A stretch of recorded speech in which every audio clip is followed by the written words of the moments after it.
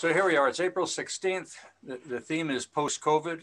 We're all living through it, and we're all hopeful that when this is over, one of the first things we'll really see kick up and kick in is recovery. It's not as if the regions are passive, simply waiting for COVID to be our solution. So there are things going on now, and we'd like to dig a little bit deeper into the province as a whole, which is where Todd Hirsch will come in. And when he arrives, I'll give him the platform. But in the early going, we'll call on Edmonton, then we'll call on Calgary, and then we'll call on our rural representatives in Eleanor and Deanne. So did Todd arrive yet, Claire? Okay, so we'll go with Malcom. Malcom, why don't you give us an overview of how you see the province as a whole and how Edmonton fits? I just can't connect these things to this. Okay, I thanks very much, Perry, and hello to everyone on the call. Thanks very much for taking your Friday afternoon to have this kind of discourse. I think it will be a pretty fulsome one. So from my perspective, I'm bullish as a bottom line on the economy, both for the province, for this country, and in particular for the Edmonton metropolitan region. We have a ton of challenges, and I'm going to talk a few of them, but I also see a lot of light at the end of the tunnel. And I say that for a number of reasons. We, back in 2014, came to a pretty stark reality that the way we were doing business as a province was going to fundamentally change with the crash of the oil and gas sector, and it wasn't going to come back. And people that think it's coming back to the good old days, they need to take their head out of where it is and think differently about what the new economy is going to look like. We are a result of that thinking that happened in the Edmonton metropolitan region, where people recognize that there's something fundamentally different going on, that we weren't going to be able to depend on everything that we've done in the past, but we need to build on it to look to the new economy. So Edmonton Global was formed to do just that, not just to help collaborate amongst 15 member municipalities, but also to figure out ways that we can become more globally competitive. Because ultimately, we are not competing against Calgary. We're not competing against Red Deer. We're not competing against Fort Mac. We're competing against Kuala Lumpur, Stockholm, Metro Denver, and Dusseldorf. And we really needed to reshape the way we were thinking. So part of that was to look at where we think we have some strengths. We did deep dives in 12 different sectors, and we came up with 4 vertical focus sectors that we think we have a global competitive advantage in. One is food and agriculture, one is energy, including clean tech, one is on health and life science, and the final one is in manufacturing, advanced manufacturing. Those are our 4 verticals. But we also think that we have a horizontal that cuts through the 4 of those in advanced technology and artificial intelligence. As many of you know, the University of Alberta is ranked number 3 in terms of artificial intelligence globally and machine learning. So those fundamentals is what we went into COVID with. And during COVID, we had a review to see, are we still on the right cycle? Do these things still make sense in what COVID is turning the world around in terms of supply chains and the like? And the bottom line is, the answer is yes. They were fundamentals before COVID. They remain fundamentals. Now, some of the weight of effort might change, like health and life science is taking on obviously a more prominent position than it maybe previously, but these things are a factor. Now, what COVID has really done, though, has created some significant challenges to us, both in the foreign direct investment side, i.e. getting investment in. For example, we have 5 deals that have been FID'd, but we can't announce because those that have made the deal can't get to this region because of travel restrictions due to COVID. And they're not going to announce until they can be here to make that public announcement. And the longer that takes, the more at risk that final investment decision is, because as you know, capital is very fleeting. So for us, it's an ongoing concern about the restrictions, particularly in travel. We are also in Edmonton, one of the 5, or we're the 5th largest economy in Canada. Calgary's number 4. And our airport is closed to all international traffic. So we went in 2014, we had, or 2019, we had over 8 million passengers and growing at an exponential rate per annum. At 45 direct flights in different destinations that got people to and from, in particular business leaders. Today, we have 13 flights to direct destinations. Our airport is closed to all international travel, and be aware that airlines and airports are two different kettle of fish.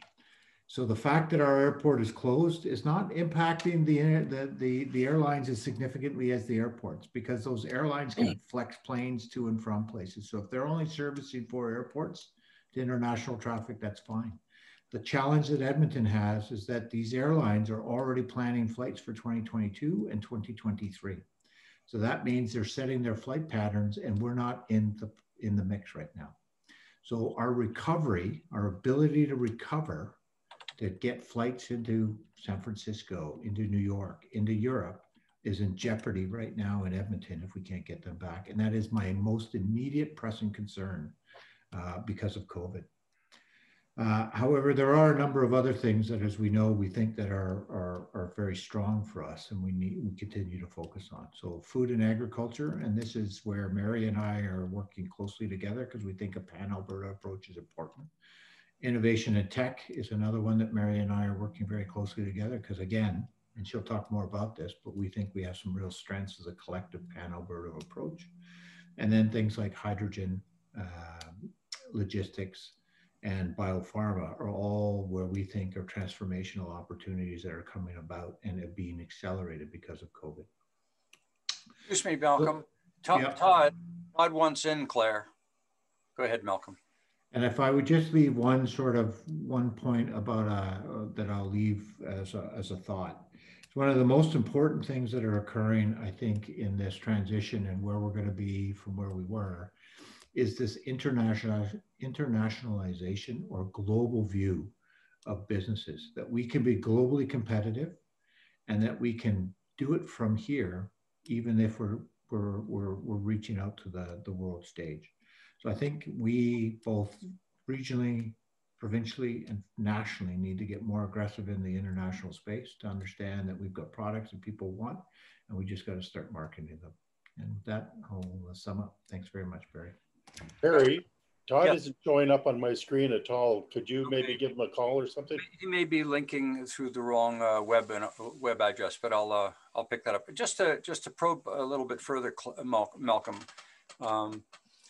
When many think about the Edmonton region, travel is certainly part of it. I mean, those that are looking at it from a global perspective, which you certainly are going to zero in on travel, whether it be cargo or tourism. But there's a lot more to the region. And one of the primary features of the region is its heavy reliance on public sector, that being the university, education and colleges, the health, both at the university and within community itself, the NGOs, the government itself. So there's a lot of public services in Edmonton, which from what we can see when we do our survey work are not particularly robust right now. It is part of the economy. Some are very positive, saying, well, it helps in diversification because we do have a public sector that you can sort of pump up with tax revenues. But any comments about the overall structure of the region beyond the tourism, travel, and the industrial sectors?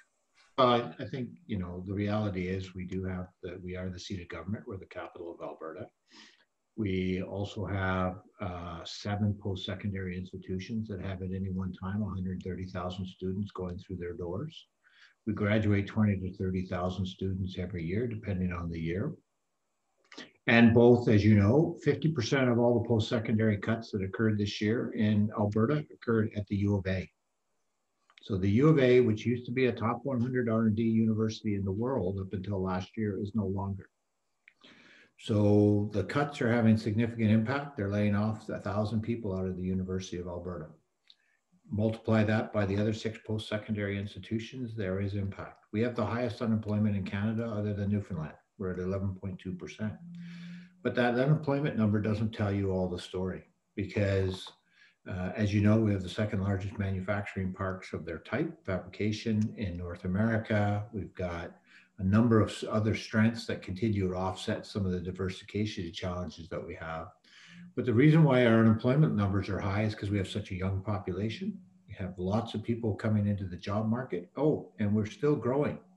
The last Statistics Canada, this region grew by 17,700 jobs.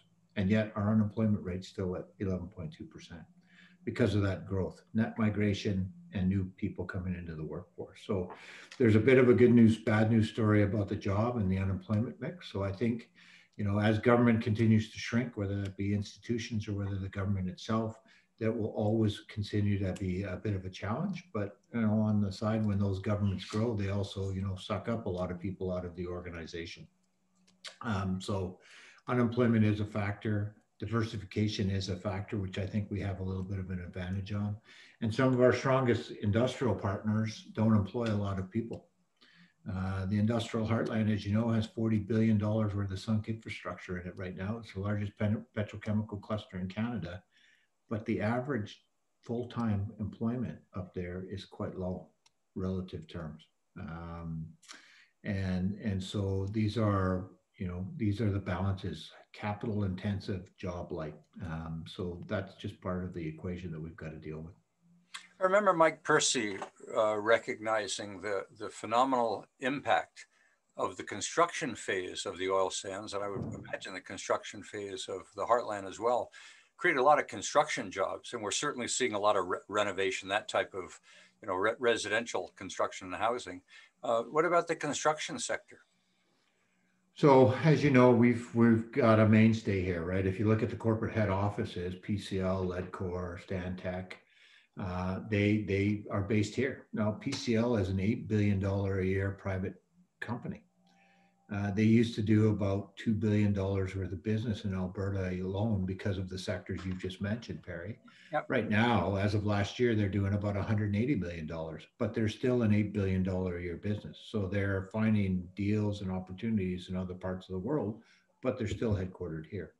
So, again, you can be very successful from Alberta, though you may not be getting all your revenue generation from here. And I think you'll find the same thing in the tech space. So, when you talk to Dave Filichuk from PCL, you talk to the Stantec's, you talk to the Ledcors, they're still very keen and bullish on the market here in terms of a cluster that's formed here where the talent is and where they can get the people that they need to be able to grow their business. But the work is not necessarily here because of some of the challenges. Now, that said, as you know, the government of Alberta has introduced this APIP incentive program, which basically allows a company to once they've built and operating a new facility, charge up to 12% of eligible capital costs back on their project. Now, your project has to be a minimum of $50 million or above for the first 5 years, 100 million or above for the next 5 years. But these are significant incentives, and the first company that's just taken advantage of that is Pembina, who's building out a $4.5 billion facility here, and they're taking advantage to the tune of $408 million through the APIP program. So if you talk to the industrial heartland, they think that it's going to generate upwards of $30 billion worth of net new investment in the industrial heartland area over the next 9 years or so, out to 2030.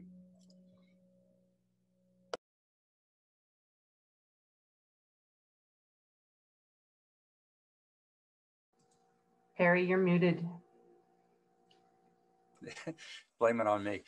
Malcolm, are there any uncertainties as it relates to the that positive message coming out regarding hydrogen and the role it will play in the heartland? Is it dependent on federal? Is it dependent upon the green movement allowing it to go ahead or be encouraged? Well, I mean, there's two things here you should know. Like Eric Newell, if you ever have a chance to talk to Eric Newell, everybody should, because he's such a great right. Canadian, but he's also, one of the first things he'll tell you, though, a little bit of public dollar investment unleashed 40 years of incredible private sector growth in the oil sands. Right. And in order to generate, there's two things. You're looking for demand to drive the growth, right, in any new sector. So if you look at it from a domestic point of view, the establishment of the Edmonton region hydrogen hub here this week, formally, even though it's been stood up for about 6 months, is trying to figure out how to make a hydrogen economy work in a beta sort of test here, which is in the region. So that includes supply, infrastructure, and demand. And how do you accelerate demand? So how do you convert the bus fleets, the heavy haul truck fleets, some of these other things that are going to drive up demand that makes the investment worthwhile? And so some of that public and sector investment is going to be important. The other one, though, is of course the market export. And right now we've been working with where we think there's 5 key markets for hydrogen globally, and we've been working with 4 of them. So Japan, South Korea, California, and China. We've done workshops with 3 of those 4 countries to understand what their strategy is in hydrogen and what their demand is going to look like. And I'll give you the example that Canada is struggling with and will continue to struggle with until we get our act together, is the point number 2 that the Japanese said that Canada needs to sort out is our relationship interprovincially. It said, bullet number 2, BC and Alberta need to work together to be able to deliver a product to market. Because global investors have absolutely zero confidence that we can deliver energy to market because we can't get infrastructure built to drive in. So I don't care about colors of hydrogen. I care about being able to create a market where I can deliver a product to. And right now we struggle with trying to get an energy product anyways to market. In the other places we're doing very well, but in terms of energy, it's a struggle. And I think hydrogen, blue hydrogen, which is our hydrogen here, is going to be a real challenge for us if we're not working on it today. You're still on mute, Barry.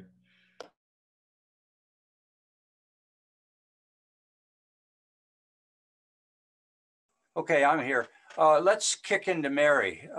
Mary, by the way, Clara, he's still trying to get in, but I'm changing the URL for him. Mary, do you want to give us an overview from a Calgary perspective? Are you ready? Yeah, absolutely. Yeah, thanks. And okay, thank you. So I'm going to give you, go ahead, Mary. Thanks very much for the invitation.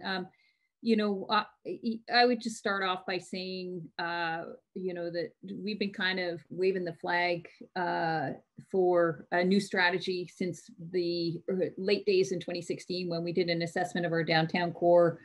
And at that point, when we were forecasting, you know, oil to come back to $80 within about 3 years, which obviously it never did, that we were going to have a significant impact on our downtown core and office space, which has a huge impact on our revenues for the city through the tax base.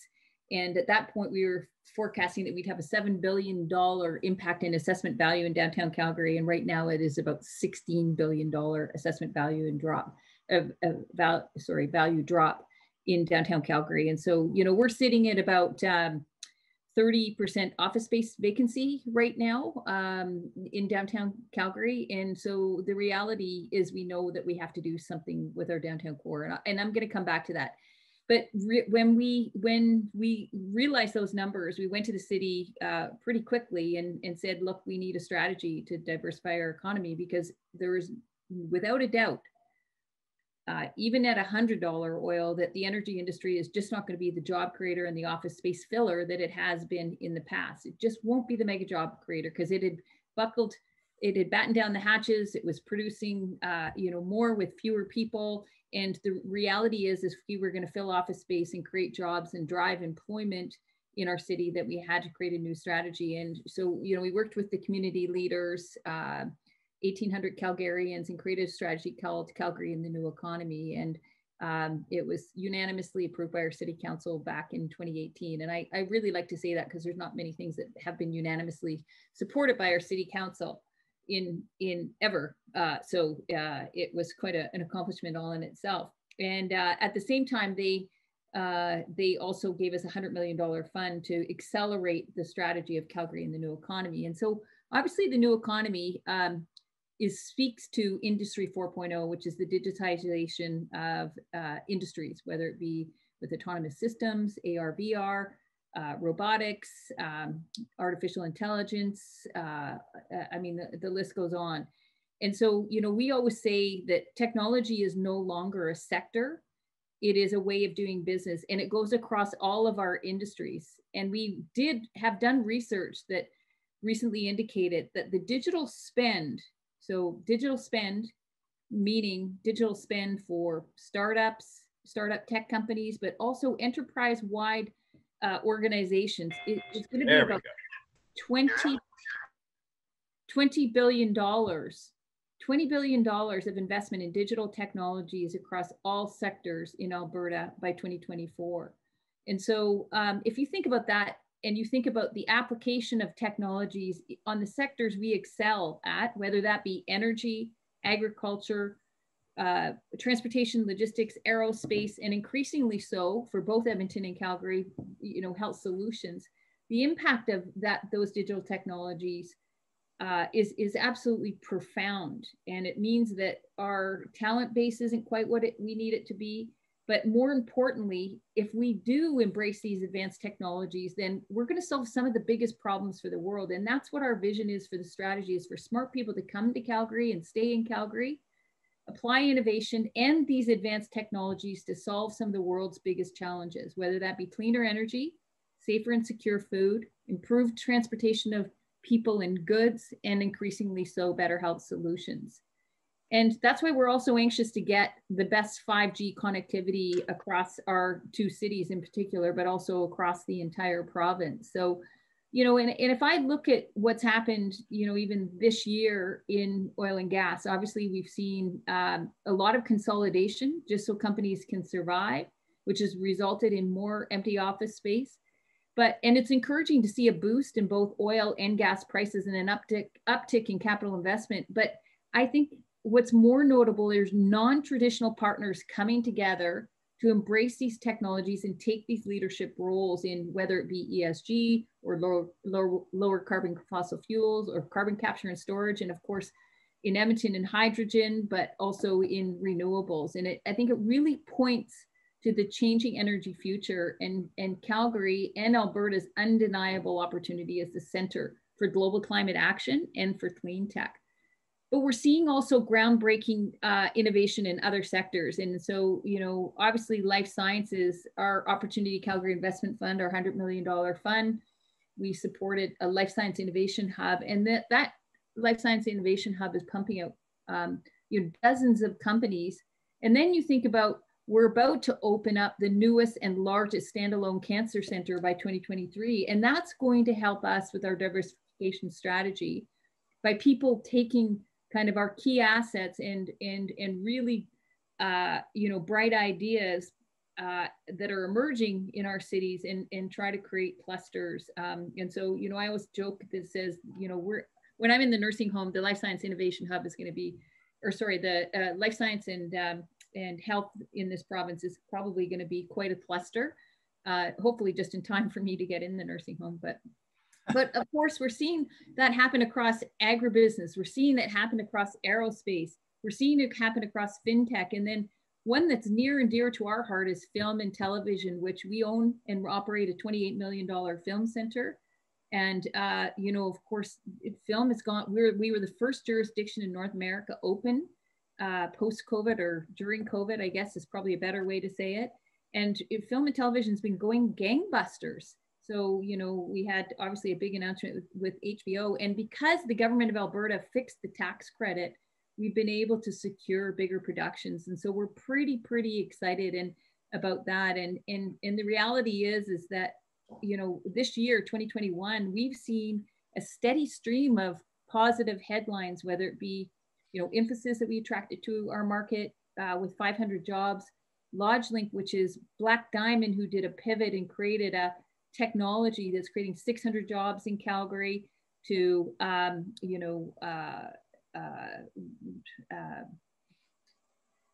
to the 2 RFPs that we just did in conjunction with the government of Alberta to invest in the ecosystem, the tech ecosystem, to attract to help local accelerators and incubators strengthen here, but also look to see if we can attract ones from outside so we can really hit this agenda of creating 1,000 startups in Calgary within 10 years. So, I think, I could go on and on and on. I do want to touch just quickly on the downtown core, because the downtown core has been a problem for Calgary for many, many years. And when I say a problem, obviously we had high office space vacancy, and it generated lots of revenue for the city and for those property owners.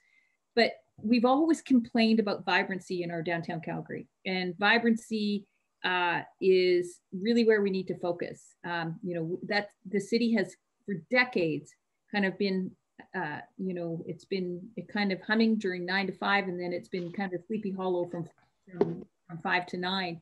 And so we're really looking right now at what we can do in our downtown core, and a new strategy. The Greater Downtown Strategy was just released last week, and this is about potentially taking office space out of downtown Calgary. So thinking about what we can do to convert office space to residential, student housing, senior housing, affordable housing. Are there properties that should be demolished? Are we overbuilt and things need to be demolished? How much more residential can we put in downtown Calgary? Can we put green space in downtown Calgary? Can we ensure that we're providing all types of modes of transportation and accessibility into the downtown core so all Calgarians can enjoy? And if you look at our city and our downtown, when I say we have more office space than other major cities in North America on a per capita basis, we have enough office space to support a population of about 4 million people. And we have 1.3, right? So you can tell that we're overbuilt, and it is built on a strategy of $100 oil, and not all tech companies. So, we've seen a record number of venture capital come into our city and to our province for that fact. But I'll speak to Calgary that, it's doubled in the last year. We're now at 700 tech companies in Calgary in different stages, not startups. We only have about 250 in startups. And so those will be the job creators of the future. So our focus is really on how do we help those companies start here and grow here and scale and stay here. We've been very fortunate, and unfortunately some of this good news is always eclipsed by the bad news, which is primarily focused around the energy industry. But we've had 4 $1 billion deals done in the last 24 months in Calgary across sectors. So fintech, we've had life sciences or a biopharmaceutical company do a $1 billion deal. And we had an energy data company do a $1 billion deal and was sold to a Houston-based company. So that focuses on artificial intelligence. So, it's really cool to see that, because cities don't do multiple $1 billion deals in a year, and Calgary is doing multiple $1 billion deals in tech in a year. So I'm really excited about the future. I think that we are an opportunity rich city, and I think we're an opportunity rich province, and it feels now like it is finally our time. And when I say that, I mean our time to emerge cautiously but confidently, our time to emerge super strong but more diversified, and our time to emerge with a shared vision of what Calgary and Alberta looks like in the new economy, because we have a city and a province of problem solvers. Now, while that all said, I know that this recovery is highly dependent on vaccinations and and how widespread they are, and I'm optimistic that will be soon. But I'm also really concerned about the K-shaped recovery, which I'm sure Todd will talk about if he ever gets on. But Todd's arrived. Okay, cool. But we have to really be aware of that, because one, equity, diversity, inclusion should be a part of all of our conversations. But when you see industries like retail and tourism and hospitality affected so greatly, and the arts affected so greatly, and even the percentage of women that have been displaced for multiple reasons. One is because those industries attract them, but also because they have multiple priorities at home, and some of them have had to remove themselves out of the workplace in order to take care of their children that they don't have daycare for. So we have to be really, really cognizant of that. But I can't emphasize enough, I think this is the beginning of a new era, and I think that working together as a province is going to be the path forward for us in this new economy. And as I say, we remain opportunity rich. Well, I want to thank you, Mary, and Todd has arrived, but before asking him to take the platform, I want to thank Malcom for having recommended that I contact Mary. Mary, that was superb. I think you took us through the reality of what's happening in the oil and gas industry, which for so many years was the sole focus of discussion around our economy and its resilience, and the commodities, of course, of agriculture and forestry.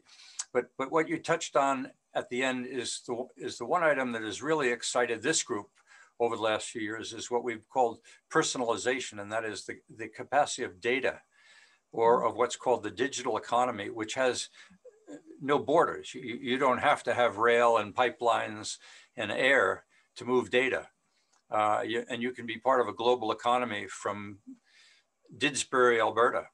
And I think what you touched on there is how robust some of the things happening in Edmonton, Calgary, and outside of our urban centers around preparing for what may be the digital economy, which feeds all industries. So, but I'm going to stop there. Todd, you have arrived. You're on mute. Now you're off mute. You're in your nice purple jacket. You got a great smile, and thank you very much for persisting. It was probably my error. We've got a couple of URLs which we've been changing, so I apologize. But you've now arrived at the middle. Instead of at the beginning, you're in the middle of this dust up or this dialogue. So I'm going to let you take the platform and discuss the post-COVID economy for Alberta. You're on. Great. Thank you so much, Perry. And I apologize. I was here on time. I don't know what went wrong with the Zoom, but I guess in 2021, this is what we do. We adapt and we pivot. And I thank Mary for already sharing a lot of the, doing a lot of the heavy lifting for me. It's always great to be on any panel or a Zoom call with Mary. But thank you for bearing with me as I got connected. I'm going to go ahead and share my screen, if I'm able to do that. Oops. But you did slides, Todd? That's not fair. I do have slides. However, I don't have any. There you go. You're on. Your slides are up. Okay. You can see the big purple screen there. I saw hello there. It matches. Fantastic. The title of my talk this afternoon, 5 Economic Truths to Unlearn, Alberta's Economy Post-Pandemic. I always love starting with a quote. It ain't what you don't know that gets you into trouble. It's what you know for sure that just ain't so. Mark Twain, the American literary giant, is often thought to have said this, but in fact, there really is no evidence that he did say it. It just sounds like something Mark Twain would have said. So in fact, it's not a truth to say that this is a Mark Twain quote. It just seems like a plausible truth that he said it. But we actually don't know if he said it or not. But if Mark Twain said this, whoever said this, I love the spirit of this, because sometimes we work ourselves into trouble believing things that aren't true or are maybe no longer true. And I think in economics, this is probably more true than anything. There's been a lot over the years, there's been a lot of things that get repeated an awful lot of times, and people take this as economic truths, things that we hold on to. But I want to share with you 5 of these, quote, truths that I'm busy unlearning. And it's not that they necessarily are false, but they are no longer adequate to explain or to describe what is going on in Alberta's economy in 2021.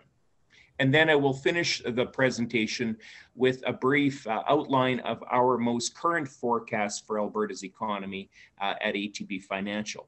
So the first economic truth to unlearn: growing the economy or growing the GDP is always good. GDP growth rates, this is the trap that economists and politicians, we fall into. We always want to see the growth rate of the GDP higher, 3% real GDP growth or 4% or 5%. And we sort of fall into this obsession with boosting the GDP growth rate. But in fact, it's not the GDP growth rate that necessarily matters. Mark Carney, a great book that came out about 3 weeks ago. I'm in the middle of reading it, called Values, Building a Better World for All. I love one of his quotes. The aspirations of society focus not just on the rate of growth of the economy, but also on its direction and its quality. Those 2 words really jumped out at me when I read that. Direction and quality of the GDP. This is what we really should be focusing on, what really matters, not the rate of growth of the GDP.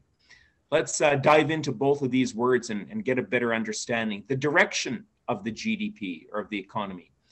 Is the economy creating goods and services that are beneficial to societal well-being? things like education, things like good healthcare, things like natural amenities. I don't think it's hard to think about lots of things we produce in our economy that arguably are not in the best interests of societal well-being. So we really have to worry about the direction. What is it we're producing in our economy? And is it beneficial to society? And then also the quality. Is it creating opportunities equally shared equally by all? And that doesn't mean that everybody has the same, but it means that everybody be afforded the same opportunity. And I think we all can agree that we live in a world where opportunities are not shared equally at all. We're seeing a widening gap of income and opportunity, this disparity of income. And that leads to an economy where not all are sharing the same opportunities. So it's not the size of the GDP or the rate of growth of the GDP that matters. We really need to pay attention to the direction it's moving and the quality of the economy. Economic truth to unlearn number 2. Printing money will cause inflation. Now, as an undergrad in economics back in the 1980s, this was really pounded into our heads. This is, textbook economics, monetary theory, that if you print more money, this will create inflation. And people take this as an economic truth, but we learned in 2000, and even going back to 2008 and 2009, at the time of the global financial crisis, we saw central banks around the world plowing more money into their economies. And in fact, 13 years later, it has not led to inflation. And now here we are in 2020 and 2021. Again, central banks are plowing money into the economies for a very different reason this time around, but plowing money into their economies. And now there is a lot of commentary out there warning about inflation. And inflation pressures is about to take off. You don't need to pick up, not hard to pick up any newspaper or business magazine, and you'll find an article, somebody warning about the imminent rise of inflation and how this is going to be the doom of all of us. And normally we worry about inflation because when we see inflation rising, it generally means central banks are going to respond with higher interest rates. But in 2021, I do not expect interest rates to be rising. And in fact, even if we do see a blip of inflation in the second half of this year, and I think we will, it's not the kind of inflation that a central bank like the Bank of Canada is going to worry about. It is not the kind of inflation that suggests the economy is overheating. So when we think about what the Bank of Canada is likely to do next, my guess is that even if we do see a blip up in inflation in the second half of this year, it's going to be probably another 1.5 to 2 years before we start to see interest rates start to rise. The Bank of Canada has been pretty clear in reiterating this. So it's not an economic truth in the 21st century that printing money is going to lead to inflation. And even if we do see some inflation, I don't think we need to worry about interest rates rising anytime in the short term. Economic truth number 3 to unlearn. You grow the economy by lowering taxes. Now, Mary would probably have a lot to say about this being an economic development, but in the 20th century, it was sort of taken as, gospel truth that if you want to attract businesses, what you have to do is lower your tax rates and lower your, cost of doing business, and businesses will flood into your region. That may or may not even have been the case in the 20th century, but in the 21st century, what businesses are looking at are much more complicated sets of factors than only business taxes. Now, I'm not suggesting taxes aren't important. They are important and we have to pay attention to them. But I am suggesting that there are a series of other factors that are at least as important and maybe even more important. And this is maybe where we need to focus our conversations. What kind of factors are going to attract businesses? Well, the reputation of the province or the city or the region that you're trying to attract businesses to, or you're trying to attract labor to. What kind of messages are we sending the rest of the world or the rest of the country?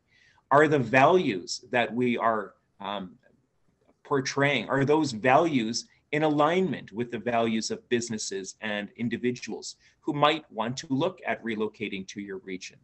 values around the environment, values around social issues. And if they are not in alignment with businesses and individuals who can really move anywhere in the world, we shouldn't be surprised if they don't choose our region. So reputation is the first thing. Also, the CARS sector, culture, art, recreation, and sport. And those of you in Edmonton will recognize this iconic piece of architecture, the Art Gallery of Alberta. I always feel like I need to explain to Calgarians what this is. But basically, the amenities in your region. Is it attractive? Does it offer a lifestyle that is appealing, especially to young people who are more mobile than they've ever been in history? And when businesses think about locating, they also want to know, are they going to be able to find workers in that region? It used to be the case, again, in the 20th century, that a young person might graduate from university or a polytechnic. They would apply for jobs and they would move to where the job took them. In the 21st century, now young people are moving to the city they want to live in, and then they figure out the work after that. So reputation of the city, but also cultural amenities, culture, art, recreation, and sport. Is it a lively city, and does it offer a lifestyle that is attractive? Education is also growing in importance, and not just the K-12 and post-secondary. They've always been important and they remain important, but also early childhood education and good quality daycare. There is a growing body of research that suggests that, especially young families, for obvious reasons, they want to know that if they relocate, are they going to find adequate daycare? Are they going to be able to find spaces in daycare for their children? And then also transportation. And as Perry was indicating, this also includes digital transportation, not just physical. Does the region offer good quality, especially if you're a manufacturer of physical products, good quality access for road and rail, but also air transportation, and as we were just saying, digital transportation. I would say these are the kinds of things that matter when you're looking at developing your region, as much as, and maybe even more so than simply looking at your tax levels. All right, economic truth number 4, I got to keep moving along. We need to balance the environment and the economy. And you might raise your eyebrows that I would be suggesting we need to unlearn this. Because in fact, if any of you know me, I'm a huge advocate and proponent of environmental advocacy. It's not the environment and the economy that I'm concerned about. It's the word balance. To suggest that we need to balance the environment and the economy, if we look at that word balance, and really what it means in the world of physics, in a balance situation, what is good for one is necessarily a negative for the other. It is a very physical give and take. And I don't think we should be thinking about our environment and our economy as a balance, because that means what we're doing for the economy is necessarily a negative for the environment and vice versa. Rather than balance, I think the concept we should be thinking about is harmony. And I'm going to draw from my musical background a little bit. If you think about chords, notes in a musical chord, one note in a chord does not take away from another note in that chord. In fact, it augments that note and it brings out that note. That's what harmony is all about. It's not notes in competition with each other. It's notes working in harmony, bringing out the best in each other. And that is, I think, the way we need to think about our economy and our environment. And as Mary was talking about, and I'll touch on a little bit later, there are a lot of things going on in our province right now that are not only really beneficial for our economy, they are also moving our environment in the right direction. So it's not balance, we should be talking about harmonizing our economy and our environment. Finally, number 5, economic truth number 5 to unlearn. Free trade is always beneficial. And again, this one was really pounded into my head as an undergrad when I was studying economics at the University of Alberta in the late 1980s, because at the time, Canada was about to engage in the free trade agreement with the United States, which came in 1988. That was the 1988 federal election was based on the debates and the merits of free trade with the United States.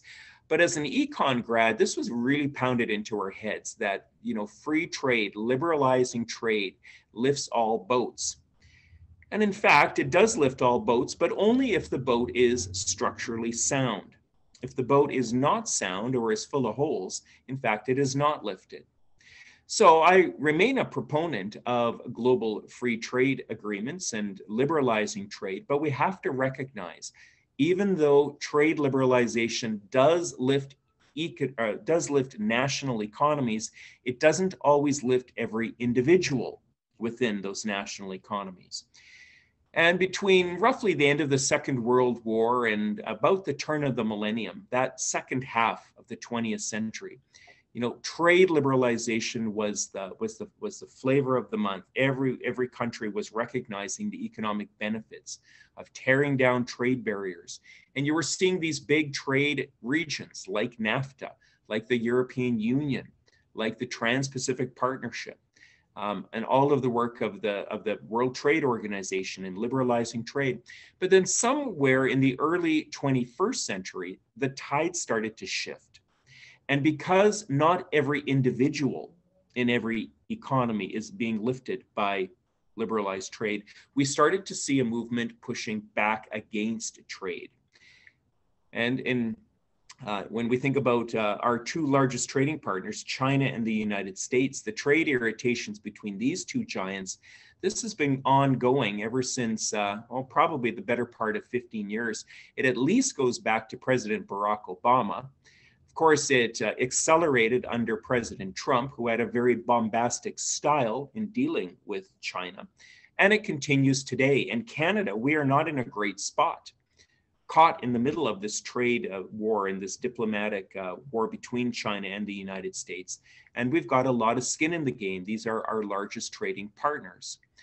But in 2021, for Alberta and for Canada, what I think we need to recognize is that even though we should still be promoting global trade and working with our global trading partners, we have to understand we are not likely to see a lot of economic gain through expanding global trade.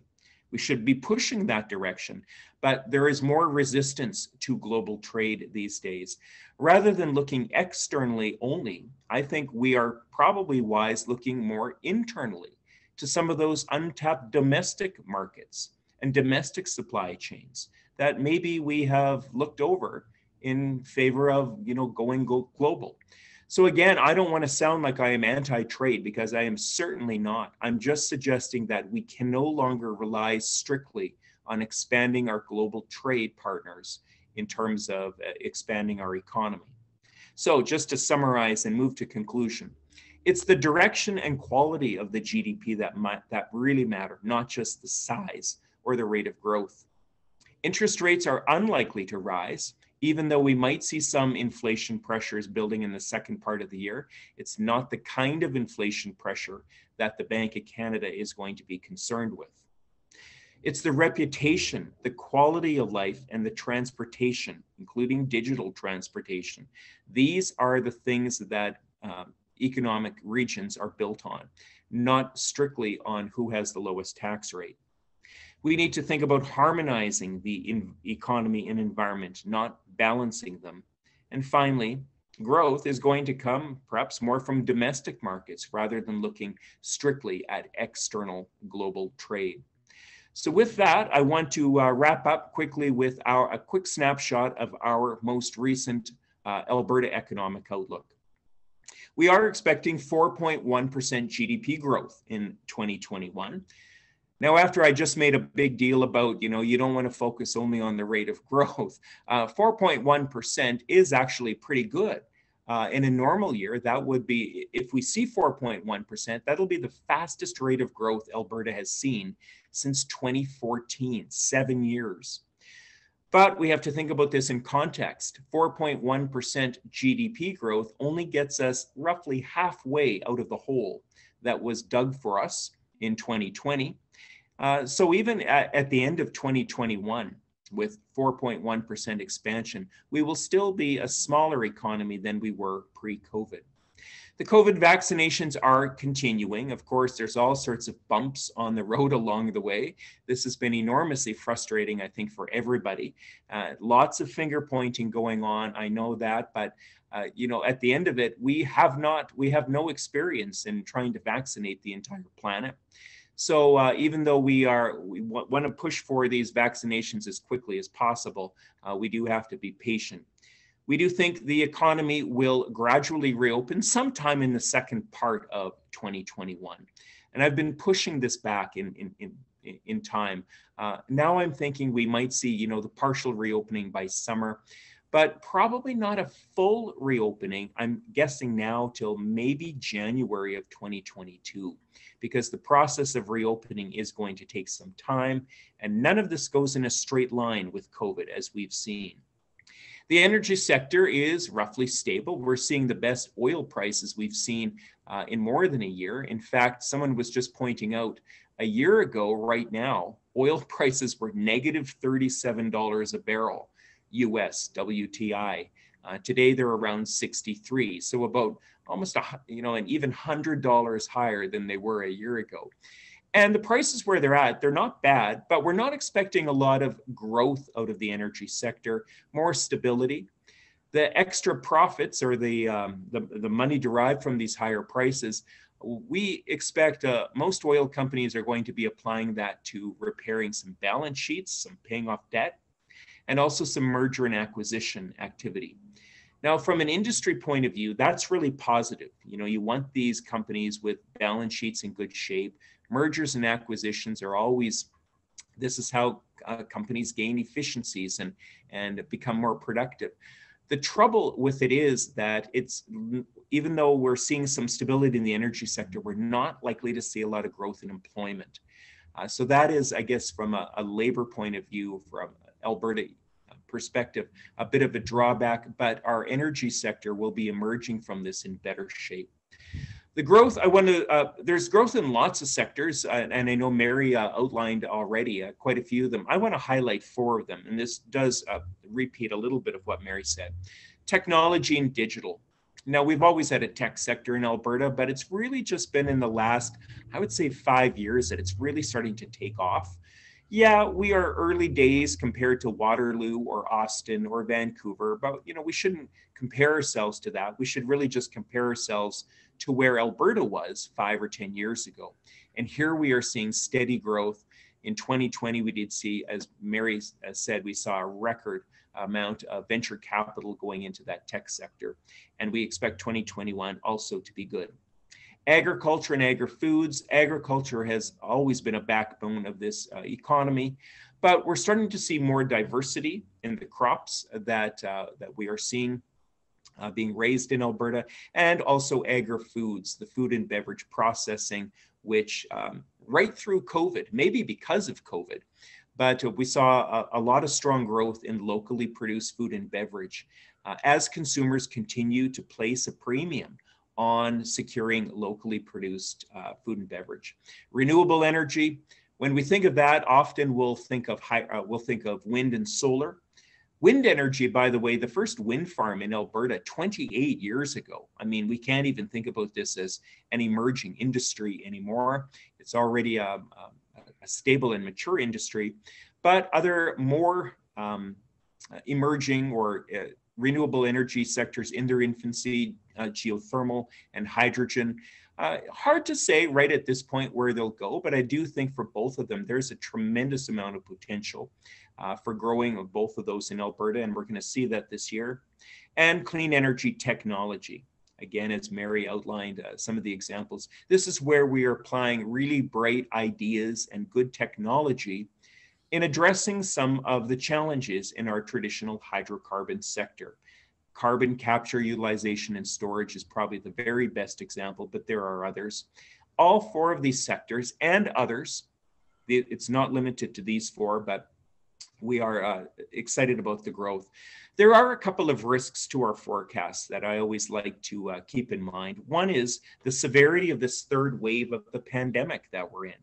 You know, the numbers today, 1632 new cases. I think it was 1600 and something. You know, we are basically back to where we were in the second wave back in December.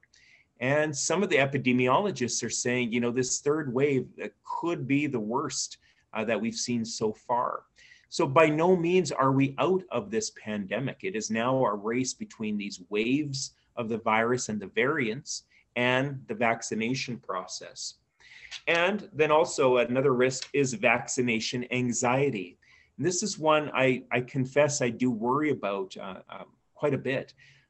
Recent survey shows, and Alberta is not unique in this, but you know, 10% of Canadians have already decided they are not going to receive the vaccine. Another 20 to 30% is uncertain. But I worry that if we start to lose confidence in these vaccines, and by the way, I would say the risk, we've lost all sense of risk, proportionate risk in these vaccines. I continue to believe that they are safe, but if we do start to see public confidence in the safety of these vaccines compromised, that is going to delay how long it takes us to reach herd immunity in terms of the number of vaccinations we need to see. And that will delay the economic reopening and recovery. But with that said, overall, we expect 2021 to be a pretty good year, all things considered.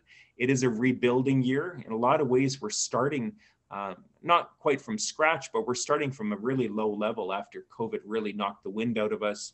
But we are expecting growth this year and things improving in 2022 and beyond.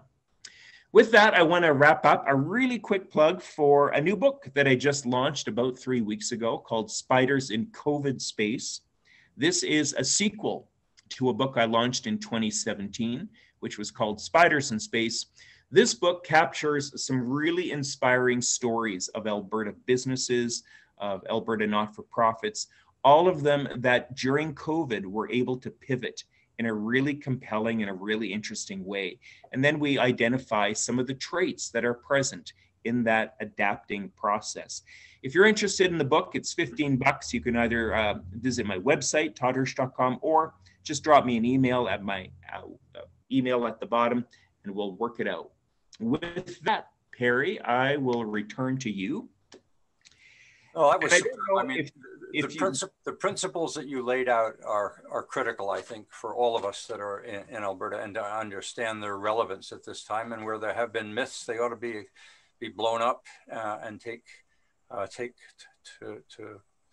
seriously the points that you've made. I'm particularly interested in discussion around inflation. I haven't yet bought into the fact that pent-up demand will not exceed supply with more than just recovery. It may overshoot our capability to handle it, but that one we'll watch carefully, and we are. So I'm going to ask Todd and Mary to stick around, and Malcolm, and I'm going to give Deanne the platform now, and then I'll go to Eleanor, and then we'll go to questions. So Deanne from the Rural Development Network has now bringing forth a rural perspective. You're on, Deanne. Thanks, Perry. And, you know, that's a tough act to follow, Todd Hirsch. So I will try my best to bring you a little bit of the rural perspective. And the first thing I'm going to say is, you know, there's not a lot of data out there. So you're not going to be able to Google the things I say and fact check me too much. So that might be my benefit. I'm from the Rural Development Network. We used to be the Alberta Rural Development Network. We rebranded last year to become national.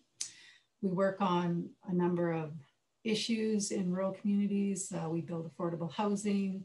We work on issues like homelessness, which always surprises people in the cities.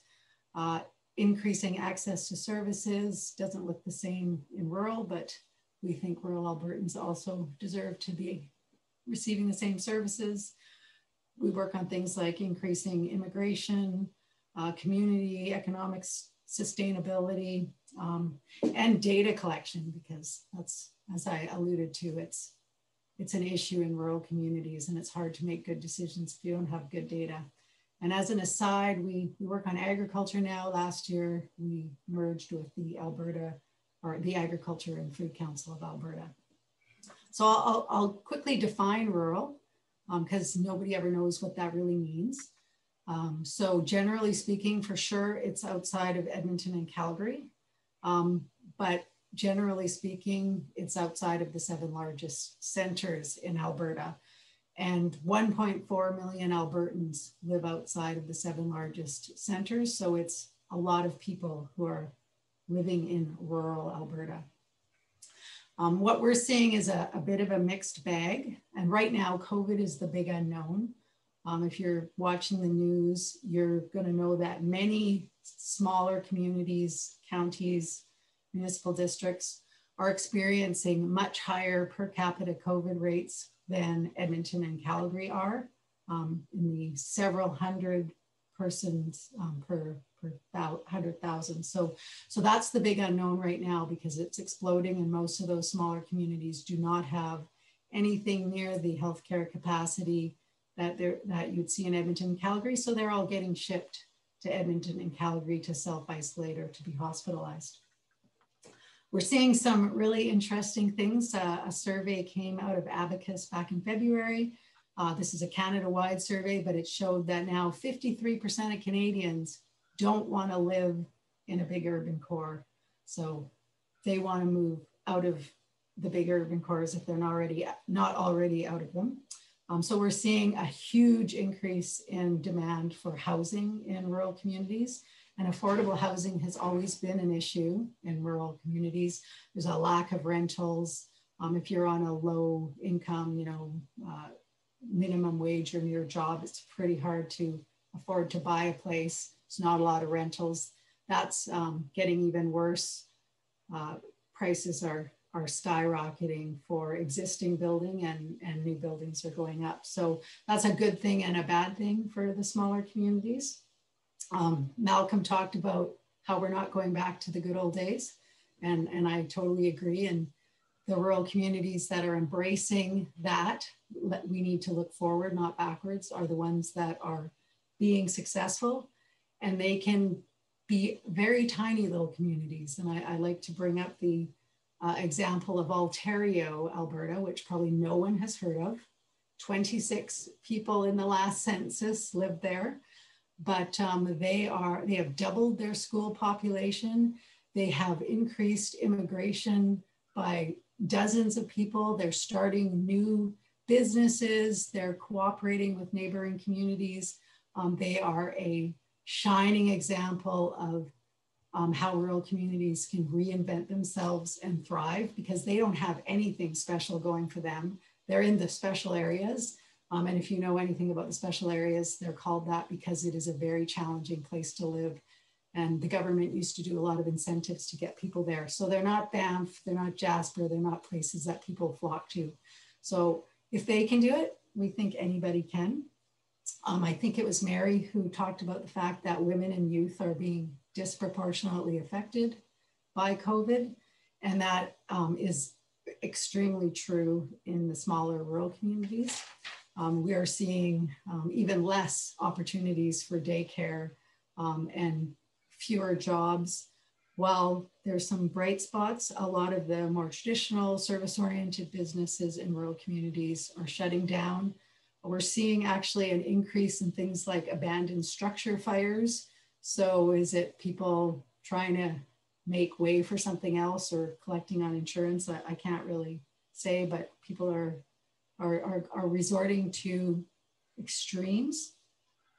But there's lots of people doing some really innovative new things. The fact that we can work from home so much more easily, COVID has proven it, means that people want to work from their smaller community for something that might be in a larger center. Some of the things that Todd talked about, I was quite interested in, and he talked about the quality of the opportunities and the growth of the economy. So the economy is growing in rural Alberta, but pretty slowly. But I believe the quality is there, and the opportunities are really being shared by all. Lots of little opportunities. What we are lacking is that those things that businesses are looking for. Is it perceived to be a great place to live? That's a bit of a mixed bag. Some people look at the idyllic country and think, oh yeah, that's a lovely place to live. But lots of people think it's sleepy and boring and what am I going to do in the country? There can be a lack of culture, arts, recreation, and sports. Education can be a challenge in a rural community, although more and more online opportunities are helping with that, but daycare can be a problem. And the biggest barrier of all for the growth of rural communities is the transportation one, whether it's physical transportation. You know, when Greyhound seized Western Canadian operations back in 2018, that left a huge hole. People in rural communities to this day, if you don't have your own private vehicle, your ability to get around is severely limited. But even more so, more important is the access to quality rural broadband. And when COVID hit and everybody started working from home, the broadband speeds went up in the cities at the expense of rural, which showed a drop in speeds and access to the internet. So again, an even bigger disparity growing there, but quite happy to see the federal government announcing huge investments in rural transit and rural broadband. So fingers crossed that those barriers are going to slowly be removed. And I was happy to hear Todd talk about looking at domestic markets, because I think rural communities are well positioned to tap into domestic markets. One of the types of businesses that are thriving in rural communities are the ones that are offering local basic needs. So, you know, local food, grocery stores have never been doing better. Access to those local products, everybody wants to buy local and support their neighbors. So I personally, you know, providing COVID doesn't go too crazy, see really good opportunities for rural. In the South, they are looking at tackling some of those big issues like rural broadband and finding some really cost-effective solutions. And that's the other thing about rural Albertans in general. They tend to know how to do things on a shoestring, forces them to be innovative, and they're very willing to reinvent themselves. Lots of communities are very open to increasing rural immigration, increasing investment in their communities, finding new ways. We always struggle with the people who don't want change. They're in the cities too, but they seem to be more prevalent in the smaller communities. But where the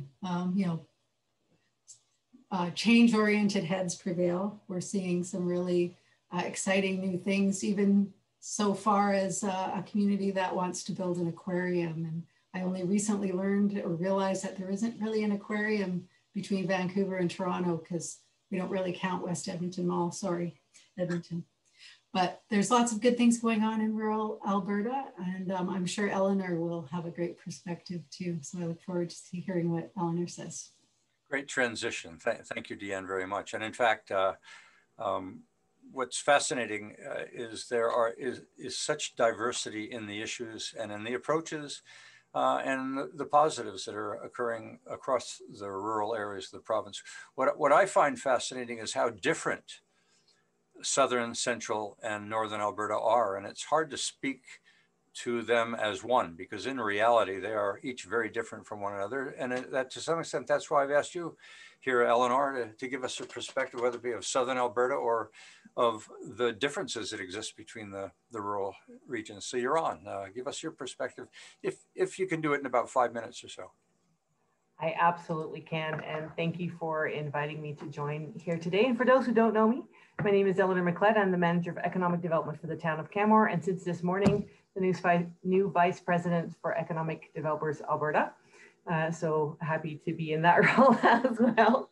So economic resiliency, and I'm going to bring it down to the local level, a little bit about what we have been doing here in Canmore and how that translates. I was an economic developer in Northern Alberta for 8 years in the county of Northern Lights, population 3,300, at about half the size of the country of Holland. So large geographic area to cover, but super innovative and entrepreneurial people, and glad to be here in Canmore right now. So to bring it down, and people touched on this already, when we look at the hardest hit industry, oil and gas, everybody knows, but as already been mentioned by Malcom and by Mary is oil and gas, arts and culture, hospitality, and sports and recreation. And to bring that in perspective, that's about 37% of Canmore businesses that fit within in that sector. So we looked at being creative and out of the box thinking for our municipality here. And really to borrow Walt Disney's saying is whatever you do, do it well. And we said, if we can't do it well, we shouldn't be doing it in the first place. Because we can't be everything to all people, and we don't have the staffing that Edmonton or Calgary have on their teams to provide support to our community.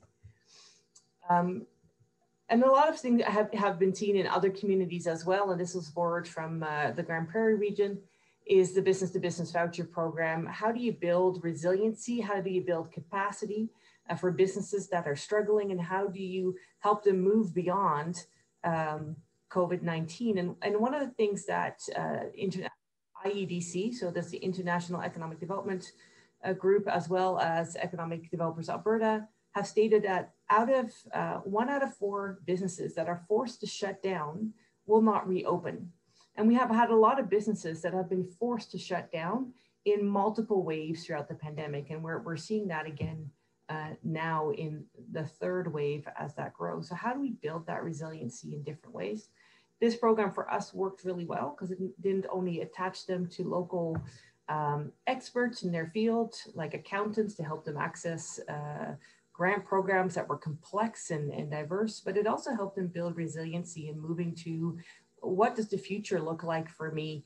So if I can't do this now, where can I pivot to find access? I think one of the most creative things that came out of our work here in Canmore is a program specifically related to arts and culture and community building. All of us have seen the breakdown in our social fabric. All of us have seen the them versus us, the vaxxers versus the anti-vaxxers, the believers versus the non-believers. And how do we build that cohesion? So the Building Neighborhoods Builds Community Art, the Neighborhood Art Project really focused at connecting artists that were struggling and providing them an opportunity for work with neighborhood groups. And we worked with Indigenous and First Nations and seniors and children, people with challenges, and brought them together to create kind of this unique community process and also create some positivity around that space. One of the things Todd had said in an earlier presentation is that in recovery, all things are equal, and that we'll see that split in who recovers fast and who doesn't. So like real estate in Canmore is booming, which is also increasing our problem around affordable housing. And I can say that because right in the middle of the pandemic, my landlords decided to sell their house, which means I had to go and find another house. And I have property up north, and their real estate market is a little bit stagnant right now.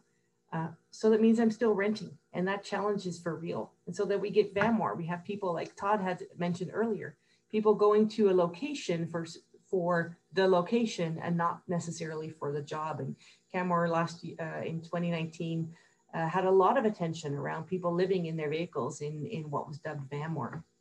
And we'll see that disparity in that gap. I'm expecting to see that there.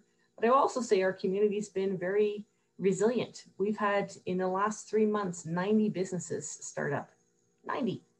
That's a lot of new businesses and a lot of entrepreneurial people that are coming to the market and saying, this is my time and this is my opportunity.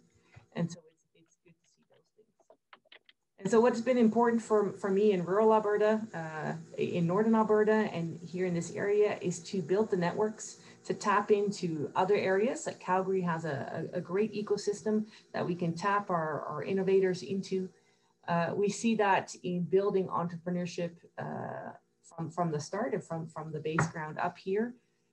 Innovate Canmore is doing incredible work with some of our startup tech companies, partnerships with universities, and regional collaboration, because it's not just about what I can do with my 2 staffers here in Canmore, but it's in tapping into that larger network and what we can do in partnership with each other. So in short, and I hope that's under 5 minutes, Perry, I ran through this presentation. That's from a local perspective where I think there's a lot to look forward to in the transition, in the change. I think there will be challenges that we can all overcome if we work in partnership with each other. And I stopped my video instead of stop sharing. the presentation. But I actually look forward to seeing the innovation and the entrepreneurship that is coming out and where people are tapping into that ecosystem. Well, those last few points that you made regarding the evolution and what can be done to contribute to the quote innovation ecosystem, or a system that attracts and helps the survival, the growth, and the retention of entrepreneurs, is I think fundamental to what many of us have been talking about. I certainly do not envy the challenges that economists have. Malcolm, you, Mary, Eleanor, Deanne. I mean, we are in a unified time because of COVID. We can all talk about one common enemy or one common challenge. But what each of you face within the context of your regions, as it relates to sustainability, as it relates to abiding by principles, which Todd has shared with us, you have got one hell of a challenge. And that challenge is driven by what I refer to as the forces and sources of change. The socio-demographics of what we're facing from immigration and an aging population are unique and extraordinary. The intergenerational wealth that exists between the baby boomers and the millennials, we've never faced something this dramatic. It could be a positive, or we could be sucking the wealth into government to pay off debt. There's major challenges in that area. We've got a shrinking globe. We talk global in ways that earlier generations would have no idea what we're talking about unless there was a world war. And whether in a world war from a trade perspective or from a competitive perspective, we've never seen anything like what e-commerce and what the internet and the digital economy is bringing to enable information to be exchanged at the speed of light on a world scale. What technology is doing, whether it be wearables or what's happening in clean tech or the emergence of SMRs and nuclear, we're seeing technology potentially disruptive of literally every industry, from fintech to agriculture. And what we're seeing in terms of the roles of government and the questioning in some jurisdictions of even democracy and what conspiracists are doing. We have the forces and sources of change buffeting on us. Even though COVID may be a unifier, those things have not relented. And the challenges are enormous. And how our economists can help us weave our way through is probably through abiding by principles, such as what Malcolm and Mary and Todd have shared, and recognize the input from their local communities so we grow from bottom up and don't rely, as so many jurisdictions do, on government being everybody's daddy. And I'm going to start out there with a question. And I don't know which one of you presenters want to handle it, but how do we handle this new viewpoint that somehow government is going to bail us out of everything? If you don't answer, I will. Well, look at Perry. I'm going to answer because I think, I think we have set ourselves up for failure in this regard. I mean, we have become essentially wards of the state. When you're pumping more money into the economy than the economy normally would be making on its own accord, and people have become very comfortable with it, whether it's $1 billion for the 15 to 17-year-old population, or my 88-year-old mother receiving $300 from the federal government for no reason whatsoever, but that she's old. And so, we are wards of the state. It has been reinforced. Essential services like Parliament are no longer essential. So there is no checks and balances anymore that's going on in this country. And that's what worries me. And I'm being quite frank here. I think that we've got a government that's combating COVID, and everything else is at the exclusion of COVID. So there's no such thing as balance or harmony. And I'm very concerned about the trend lines that we've currently got, because I don't think they're going to change in the near term. And I think Canadians are becoming quite comfortable with this approach from our federal government. And I don't think that's unique to the federal government. Some would say or perceive that when government does things, good or bad, that they're exercising more control than they wish to see. But I'm not going to dive in that any deeper. I'm going to pick up on a point Mary made, which is exciting, and that is the pooling of capital. And we are seeing more money being held, and Todd, you might want to comment on this, more money being held in savings and being held in reserve by companies, which during this COVID it's been quieter. But that capital is starting to pool. And the exciting thing is Albertans starting to pool that capital. I have never seen so much interest in the setting up of angel funds at local levels to invest locally. I mean, buy local, invest local. Yep. Mary, the pooling of capital in Calgary has been extraordinary, not coming in from Denver and Silicon Valley, but people who are no longer nouveau riche taking their money to Arizona, but keeping their money in Calgary to grow. And I will be citing next week, we're going to have a series of pitchers, and that is those that bring small enterprises together for investors. And we're going to have them talk about some of the lessons they've learned and the changing ecosystem as referred to by Eleanor. I think the ecosystem in Alberta is finally maturing to the point that it's believing in itself and investing in itself, not just in oil, gas, agriculture, or wheat, meat, fiber, timber, oil, and gas. Mary, you want to echo a similar sentiment or challenge me? Yeah, no. Let me just go back to your first comment and Malcolm's response, and I just agree with everything Malcolm does because we're in this battle together. But no, I'm kidding you. But I think that for the last 13 months, all power has been with government, right? Like it hasn't been with private sector because they have determined all the rules. And as Malcolm so rightly so points out, I mean, they have also incurred a whole bunch of debt. And so I think what's going to happen as we come out of COVID and as vaccines become more widespread is that and private sector see and individuals of wealth see opportunities that the power is going to shift dramatically. Right, and so the power is going to go back to in a much bigger swing in my mind to private sector and those of wealth. But look at one thing I would just say is that I feel very comforted by the fact that for the last 7 years it's been really hard to get some of the millionaires in our jurisdiction, and Calgary's got the highest concentration of millionaires in the country. It's been really hard to get their purse strings loosened to invest in anything other than oil and gas because they're not patient investors. They're looking for instant coffee solutions. They have been investing in getting significant returns, and that's not what tech is. It requires incredible patience. But if you hit it, like, Benevity is a 10-year success story. Solium or Shareworks is a overnight success story that was built in 20 years, right? That was people out of the energy industry. So there's going to be great opportunities for private sector and individuals. So I think it's, but it requires a different type of investor than we've typically seen in Alberta, right? Well, and it requires leadership. It requires those looking to oneself and looking to one's family, looking to one's community. What can we do to build the economy that we need for the future instead of going to government for a handout? Yeah. And it's encouraging when I talk to, and I'll mention Laura Kilcrease after she had been for a year. And I said to Laura, what is it about Alberta that you found that you didn't find in Texas? Or what did you find that was similar? And she said Alberta was very different, that the millionaires in Austin were ready to invest in their community, whereas the millionaires in Calgary were sitting on it as nouveau riche. They had newly acquired their wealth. But as we mature, that money begins to find itself in cultivating the growth of their communities. And I think that's the turn that maybe COVID has contributed to. Yeah. Greg, you're down in Calgary. You want to add in your 2 cents? I've never heard you give anything but 5 cents, but if you've got 2 cents there, if you're still there. If not, Jill, do you have any comments in terms of what you've been hearing today? You're muted.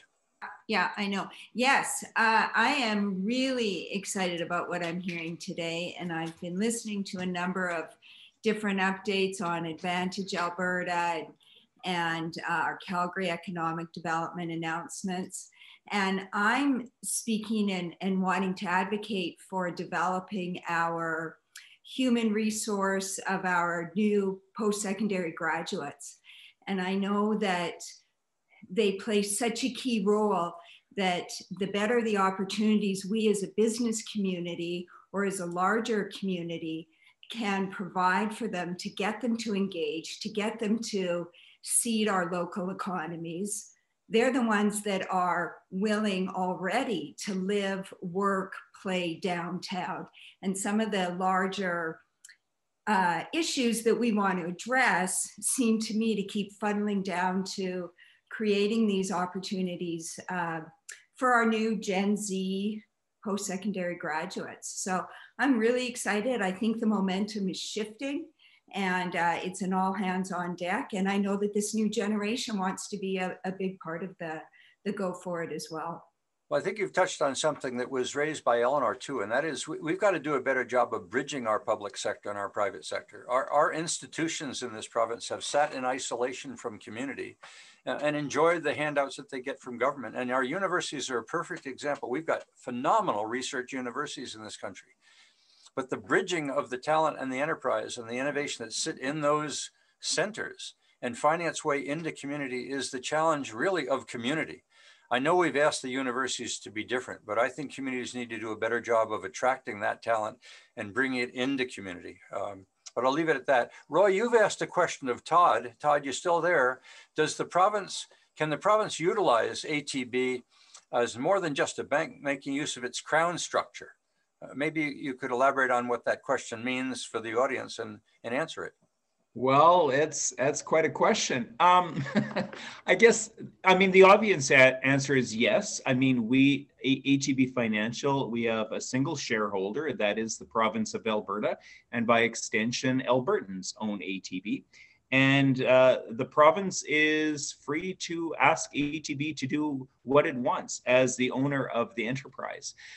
I guess the challenge, I would answer it maybe by saying, I think we can do both of those things. I think we can operate as a commercial entity, which since 1997, when we were rolled under a crown corporation with a commercial mandate, our mandate is to earn the best return we can for the people of Alberta. And we've consistently done that, including in 2020. When we actually made money. Our initial budget was that we would lose money, but we make money for the province of Alberta. To change the mandate of ATB to something different than a commercial enterprise, as I said, the province is free to do that. But I think we can do both. I think we can operate as a commercial enterprise with a mandate to earn a rate of return that is comparable to other banks and financial institutions, privately held banks and financial institutions, and at the same time, operate in a way that supports Albertans. That is something we take very seriously at ATB. So I think we can do both. I don't think it needs to be one or the other. Okay, well, Karen here. I'm going to jump in and ask if it's time now for this province, which is comprised of an entrepreneurial spirit that led the way from many decades ago. And I'd be grateful to see that attitude here again, and use the new launch of equity crowdfunding systems that have been set up in the United States to such a degree. And we could get away from this high net worth individual hold on the funds that are available in this province, break it down to all of us individuals and contribute and get behind the growth of the technology sector, which is so desperately needed in this province. So I'm voting for crowd equity funding. And if anybody wants to get behind that, because we do need some heavy investment to get that structure in place, just to get it launched. And then it would be much easier for all of us individually, Albertans, to grow our province. Do you want to comment on that, Todd, or take that simply as a comment? I'll take it simply as a comment. Okay, we'll leave it at that. We have no depth here. We have no answers here to that. Well, a leading question, Perry. Well, then ask the question. Where is the growth of our equity crowdfunding platforms in this province? Where is the muscle behind that? Is there any muscle? Does it have to come from ATB or from the banks or from government? Can that? I don't expect that to come from ATB. So they could lead it, but can that be mobilized by Sharon and her network? No, I mean, everyone should appreciate that may be new to this forum, that you ask a question, you're likely to get it thrown right back at you because you're showing motivation and interest in that topic. And it's not meant to be mean-spirited, but it's meant to challenge the great ideas that have come up in this province have often come from individuals, and we are all individuals. We are not simply here to hold the institutions of the province accountable, which we should, we're here to mobilize the networks which we are cultivating to make a difference. I'll leave it at that without any further. I'm looking for a hand. We're now a little bit past 5:30. We've always got the option of staying on until Saturday if you want. But out of respect for those who volunteered their time, Todd, Mary, Eleanor, and Deanne, they're certainly welcome to go. If you'd like to stick around, I think I've got a little bit more scotch left. We'll continue to keep conversation going maybe till 1:45, Claire. And but as I say, if you're willing to stick around, do so, and no one is going to feel that your departure. Well, we'll feel your departure is a great loss, but we really want to thank all of you. I mean, you had a week to get ready for this. You all did a superb job. I think you rounded out the challenges that our economy is facing: short-term, long-term, rural, and urban. And for that, let's give them all a little round of applause. Bravo, bravo. Never done that before, a Zoom applause. So thank you. Next question. Randall, you got your hand up. Go ahead. That was actually an applause, but thank you for giving us this opportunity to hear from so many excellent speakers knowledgeable about the Alberta economy. And it's been very enlightening for me. Thank you very much. Okay, Perry, do you have a question of Mary? Because if you don't, I do. Is Perry still out there, Perry Shulock? Yeah, Perry. No, I'm still here. I'm just brewing and listening. Well, come on, you're one of the whiners. You're one of the guys, along with Tom, that are constantly riling about the film industry in Alberta, or the film industry in Edmonton particularly. And yet I heard Mary, and you guys have pointed out to me, there's something going on in Calgary that's not tripping over into Edmonton.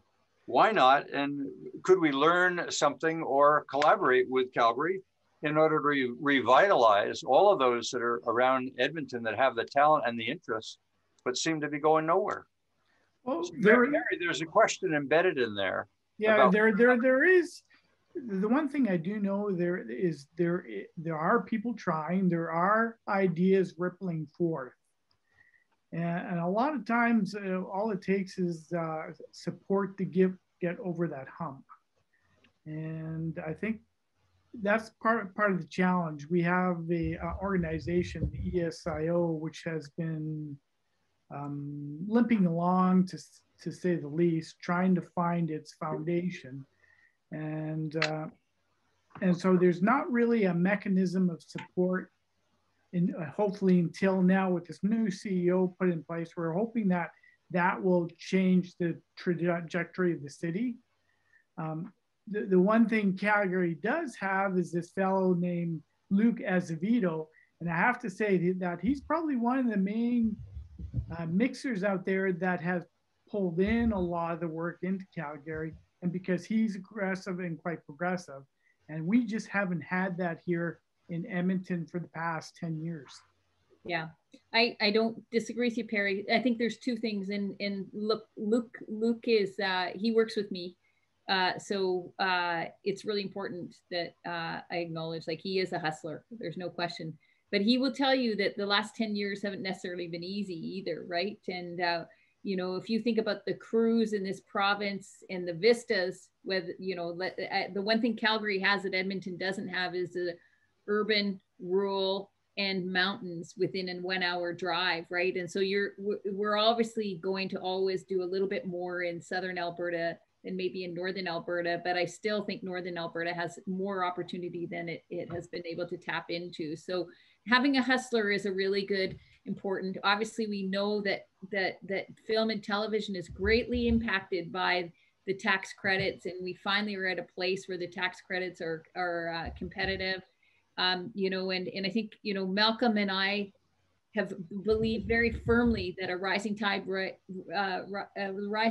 floats all boats, and we have to take that approach in film and television too. So I'm hoping your new CEO at the EISO will help. And but do know we're cheerleading for you, and I think that you know, there's lots of film. We obviously some of the film studio. There's been the film studios in Calgary have grown by 10 times in the last year, right? So we now have 450,000 square feet of film studio space. I hope that some Edmontonians can get some work out of that and benefit from that and continue to build their skills. And it's really important that Alberta is overall successful in film and television for sure. Thank you for the overture. You used a word in there that really is inspiring, and I wish more of our university entrepreneurs or academics understood it, and maybe many of those within community as well, and that's the word hustle. And I know personally as an investor, and people ask me, you know, what do I look for? I certainly look for enthusiasm and a can-do attitude, but by and large, I look for hustle. That is a manager that is in the market every single day, turning over every single rock, looking for that opportunity. And I'm hoping the film industry in Edmonton can be characterized the same way. And that's what I'm going to be looking at the next couple of weeks, Perry, with you and I and a few others.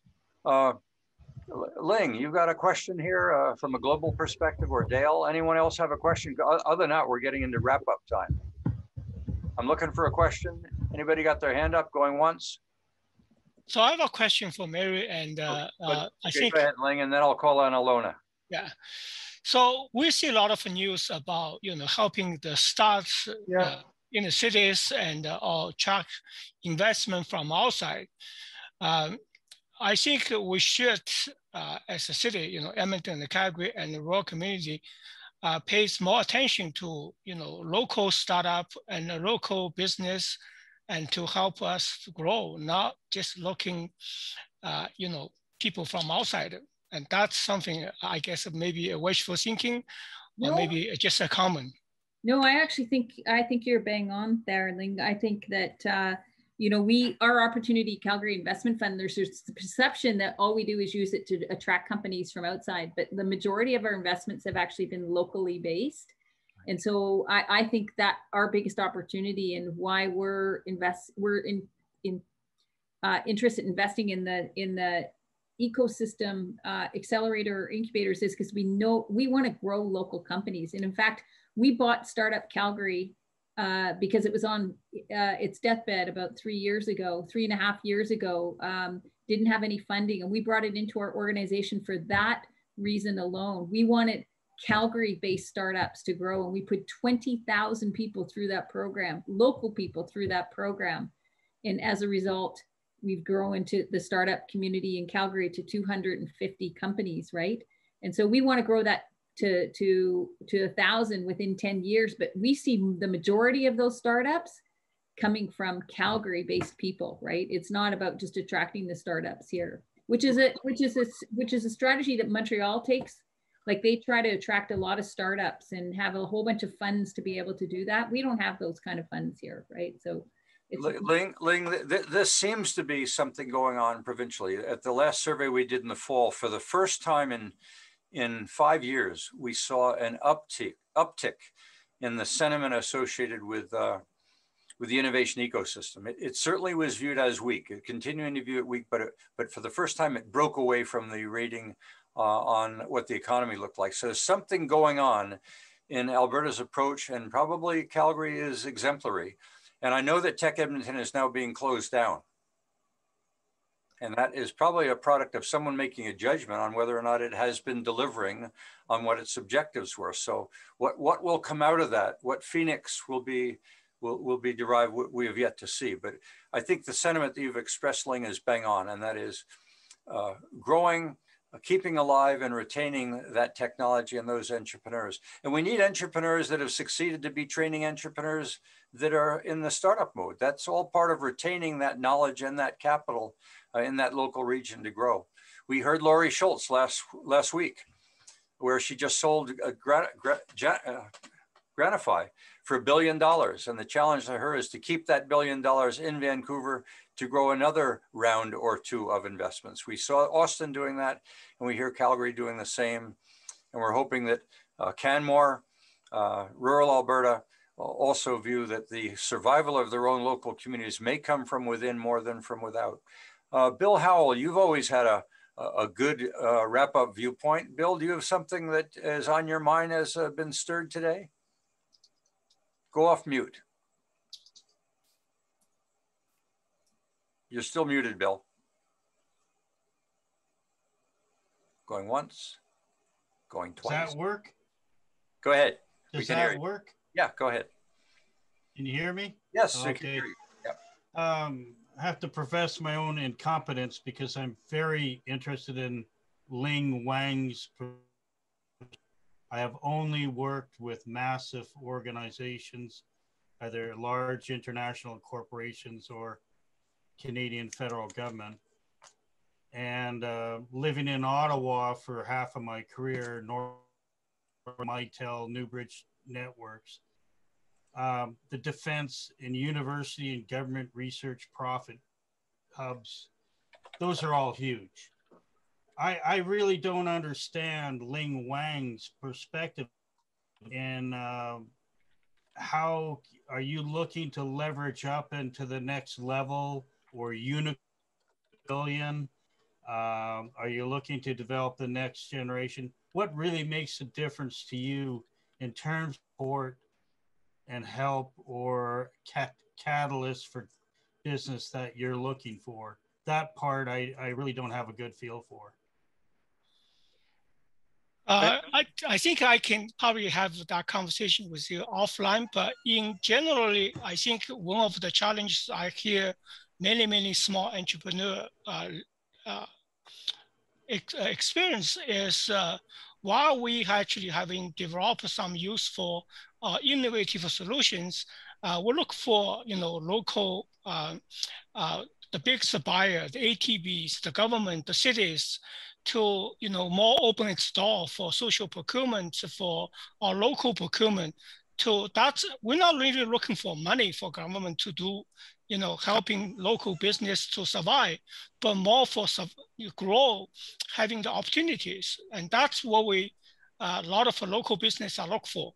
Yeah, sorry, can I jump in, Perry? Because I think this is a really good point, Ling. And then I have to run. I apologize. I could spend the whole weekend with you folks, but Ling, I think it's a really good point. Is that a low cost, high impact opportunity for governments is local procurement, right? And it's like you think about all the great ideas that are being created in our communities across this province, and yet they often secure a provider. I misunderstood your question earlier, but so we, out of our economic resilience task force that was formed during COVID through at the city of Calgary, that I sit on the committee, is local procurement. It's called Local Innovation and Procurement, is one of the top projects that came out of it. And I think it's critical. It's an easy thing for people to do, right? It's an easy thing to do.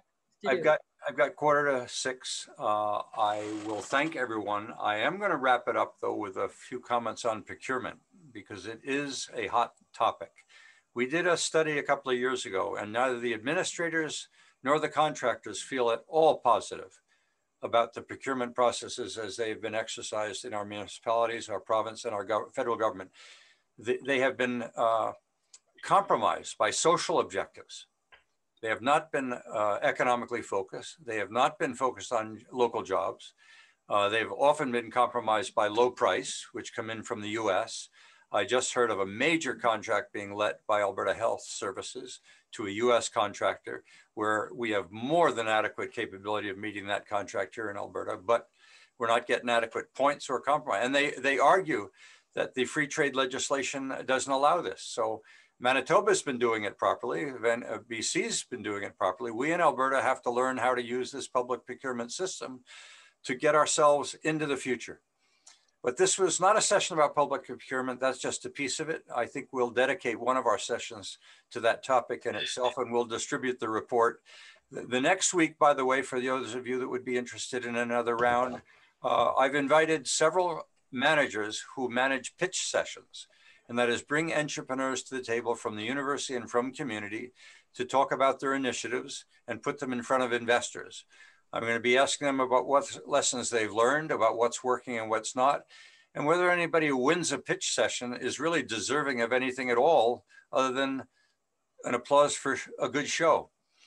So next week will be as exciting, if not more so than this one. I want to thank Mary again, who's still here, Eleanor, who was here a moment ago, Deanne, and all of you that showed up today. This was a great session, and Todd in particular, who arrived in the middle, and Claire for thanking us all. So thank you all. Have a great weekend. The weather is great. Go look at those buds And have another scotch on me.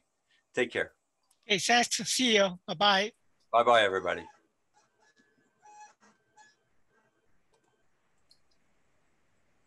Thanks, Claire. No problem. It was good. I think it was a little unfortunate that Todd somehow or another had an ancient URL. I may have sent it to him in error, but so be it. It wasn't me because I didn't have his email address. No, he had the wrong URL, and I don't know how it happened, but so be it. Good turnout. We had 50 people. Hi, Eleanor. Yeah, I can't hear you. You're muted. You're muted, Eleanor. Press the space bar. Sorry, Perry. I wanted to tell you that Heather Douglas was going to join us today, and she's had computer problems. She's very disappointed she couldn't join us today. All right. Well, you know, she and I could put a session. We could put a session on specifically for Heather. Do it, okay? And thank you for an excellent session. Thank you, everybody. It was just incredible. All right. And extend that overture to Heather. I mean, she's yes.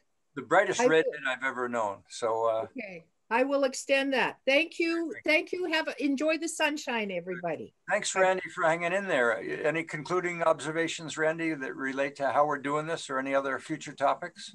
Randy Olson? You're muted. You're muted. Yeah, I'm muted. I just, Perry, I just sat here. I was just fascinated by the subject and the discussion. And I guess my only comment would be I'm a little disoriented today. I just read an article by, what was the guy's name? Tom Flanagan. Yeah. Oh, yes. On equalizing the equalization issue in Canada.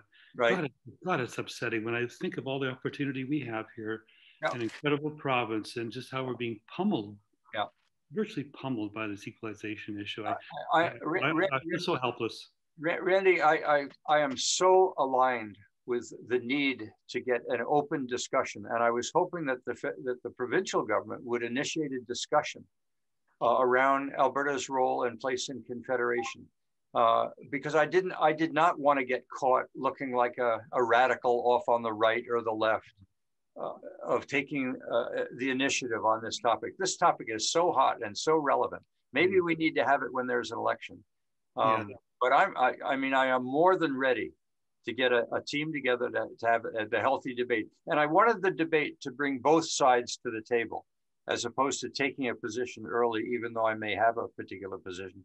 And it is quite extreme. I mean, I am sympathetic to asking a serious question of whether Alberta and Western Canada belong in Canada.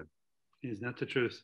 After you read Tom's article, it's in this C2C journal by everybody wants to check it out. It's send me a lead. Send me the comment. Yeah, it's very, very upsetting. And what really hit home today is one of the speakers mentioned that Japan's first comment was our interprovincial issues. Yep. Yeah. They're fundamental. My wife's Czech. And I get the expats newsletter daily from the Czech Republic.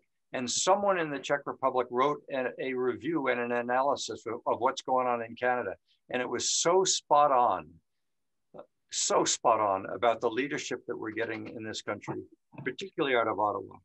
But this is not new. When you read about the history of Canada, which I'm reading Pierre Burton's book on going to war, this is not new. I mean, this country has weathered the conscription issues during World War I and World War II out of Quebec, the oil issues under the Trudeau, let them freeze in the dark era. Yeah. This is not new. But the greatest friends we seem to have right now are showing up as state governors in the US. Is not the truth. That are more sympathetic to some of the issues which we're facing, which are aligned with their issues, that don't seem to align with Eastern Canada, that's pulling its oil needs out of Eastern US and out of Saudi Arabia, not out of Western Canada. We can't even get a freaking pipeline in that is in national interest. Yeah. And we use climate change as the excuse, but that has not hampered pulling oil and gas out of Eastern US and out of Saudi Arabia. I don't get it. I just don't get it. When I was down in Toronto, a year ago, and talking to an advisory that I have there, I've commented on this. And their discussion was all about social inequities. It had nothing to do with the economy or Western Canada. We just lost 500,000 jobs in Calgary, and they'd lost 5,000 in Oakville. The one in Oakville got their attention. Yeah. Anyway, I really enjoyed Mary's and Malcolm's comments. I think we all have to work together more on this. And well, there's some real positives. I mean, Mary is clearly a dynamo, and Calgary is certainly woken up to the fact that we need to be more than just oil and gas, but capitalize on oil and gas to grow a future, more diverse economy. It's a great news story. Yeah. It really is a leadership story. Well done. Thank you. That was an amazing afternoon. I'm so glad I caught it. Well, I'm glad you're there. I look for you. Thank you. You might have seen that Alex McPherson was at the table for a bit. Yes, yes. And Alex, for those of you that don't know who Alex is, Alex was formerly Deputy Minister of Health when I was over in ADM in social services. And we had quite a time with the doctors and the psychiatrists together. And I was asking him about the current negotiations of the AMA with the doctors and some of the issues of technology and how it's personalizing and increasing the strength and the viewpoints of the consumer or the patient and what challenges it is making. I think, and I don't want to speak on his behalf, but we both are agreed that this personalization is going to change the very nature of the relationship between government and the doctors. Yes. If the patient gets its say, the patient does not want to stand in line, the patient has the capacity to buy. As they get more and more frustrated, they will privatize the system, whether the government and or the union leaders like it or not. Yeah, very true. Shirley, you're always just hanging around. What do you got to say for a wrap up? I didn't hear the first part, but it was a very interesting conversation today, and I always look forward to more. Yeah, Todd was superb. I mean, he really did hit on some very important principles. I'm gonna order a copy of the book because I wrote them down, but I'm not quite sure I do agree, as I said, with his viewpoint on inflation. It may be that we're in very different times, and being able to assume or understand what inflation is during times like this, I don't know. But there's already tremendous inflation in certain areas, in the food sector, in the forestry sector, housing. It's going to get worse. Look at what's going on in Turkey and Europe. I think pent-up demand will be enormous, and I think the capital that's being held either in savings or in intergenerational wealth transfer is going to shake up the economy. And I think inflation would be the worst thing to hit, although it's good to pay off debt. Government may be very happy to have a limited amount of inflation to get to pare down the relevance of that trillion-dollar, multi-trillion-dollar debt. They're going to be compromised. Pete Kelly, nice to see your letters there. I don't really have anything to say. You've always been very complimentary of our initiatives, but you're on mute. If there's anything you'd like to say, speak now or forever hold your breath. Okay, he's being quiet, just listening. Well, I'm going to hang it up, Claire. Thank you, Gary. Okay. Good night, everybody. Have a great